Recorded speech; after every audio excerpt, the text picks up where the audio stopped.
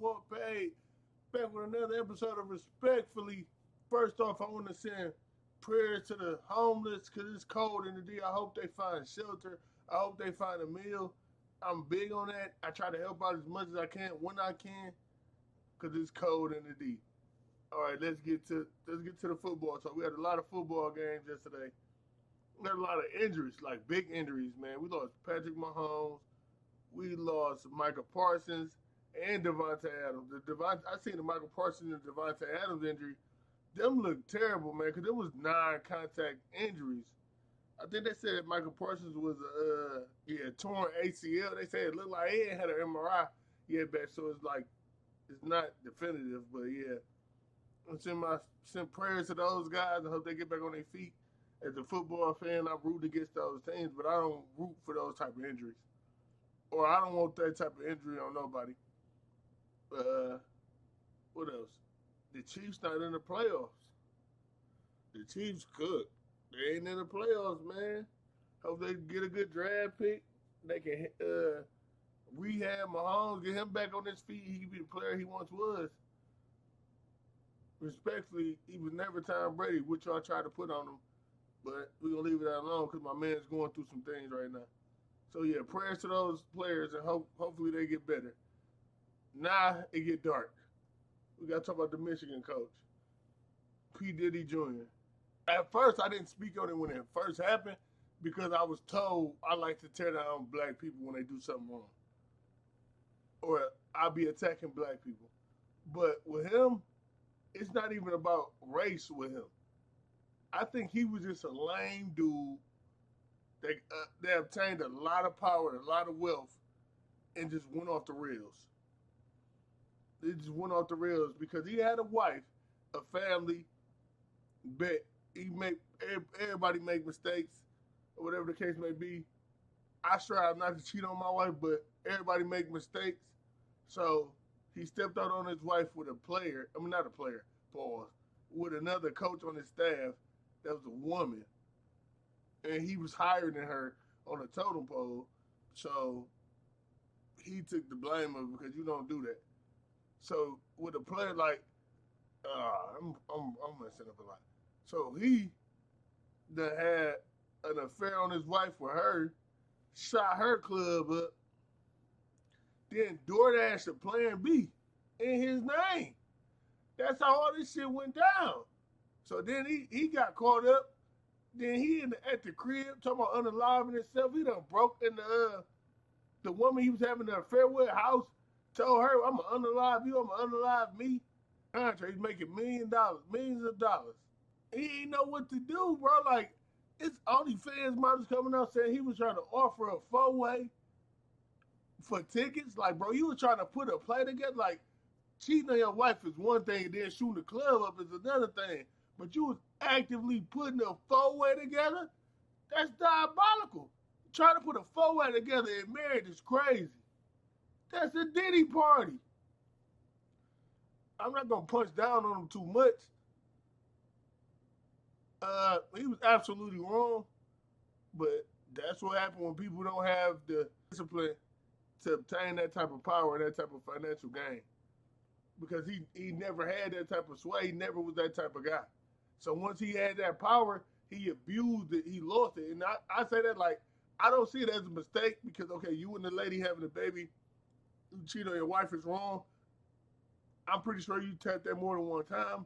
So you passed the mistakes now. But you trying to set up a 4-way with OnlyFans models yeah, bro, you was off the rails. You was off the rails. I ain't got no bail for you. You done set Michigan back. So now if Michigan don't get a dog-ass head coach, he's going to dip off so damn fast. And then not LSU going to probably shortchange him because he ain't had the best of years. So instead of that 9, I got 8. That's how negotiations work. One Pride lost yesterday. They cheated them boys, though, because that wasn't no touchdown. His knee was bent down. Like, I don't know how that play even went on or whatever. Or what script could they try to sell us that he wasn't down. I don't take joy in them getting cheated. But do the Lions make the playoffs now? Because with Green Bay winning yesterday and Chicago winning yesterday, man, The NFC tight, bro. You got the Seahawks 11-3. You got the Rams 11-3. It's a tight race. It's tight over there. Pause. I don't know, like in the world of the One Pride Nation, to watch them be terrible for so long, and then they hit a height so high, and it go away so fast. Like they was them niggas for 1 year. The Lions was them niggas for 1 year, and I don't take joy in that. That shit bold, man. Like I feel bad for Kurt. I feel bad for my man Scotty Pops. I feel bad for the diehard Lions fans, man. I feel bad for y'all boys. RIP the 90s and 2000s. I thought about this last night because Ebro got fired from the radio station. Then I'm thinking about like, damn, don't nobody even listen to the radio no more. It's been a long time. The radio wasn't even breaking artists.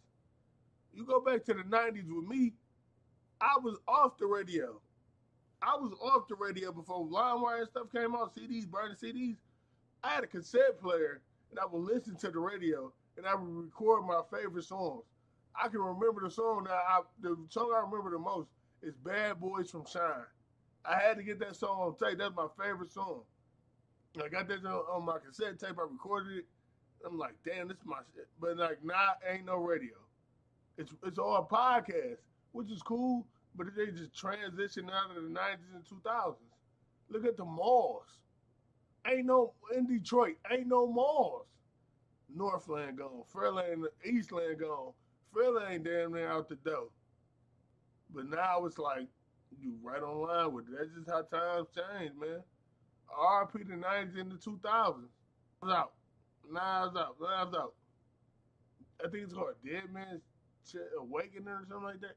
Knives Out, I'm going to say Knives Out 3, because I don't know what it is. Knives Out 3 was the worst Knives Out of the Knives Out. It was a good movie, though, solid movie, especially for it to be for Netflix. But for the budget that movie like it is, I don't see Netflix keeping this ball rolling. Like, I enjoyed it. Me and my wife watched it. It was cool. It was just the worst out of the Knives Out trilogy. So shout out to everybody involved in Knives Out. I hope they do their thing. I hope they continue on to grow or whatever the case may be.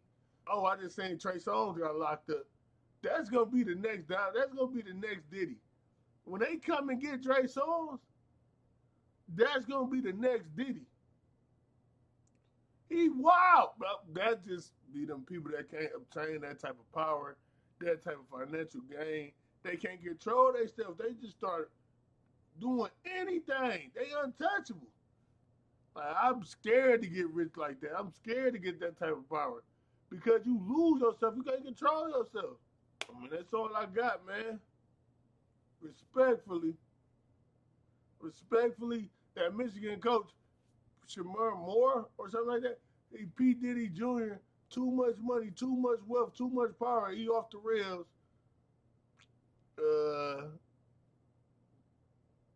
Damn One Pride Nation. I don't know what y'all gonna do if y'all don't make the playoffs. Y'all niggas had the shortest run of all time.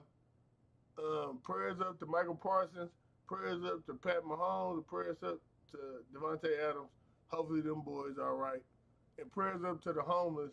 And hopefully they find some warmth in the meal in this terrible Detroit weather. And who else I was talking about? Respectfully, Trey Songz, just go away.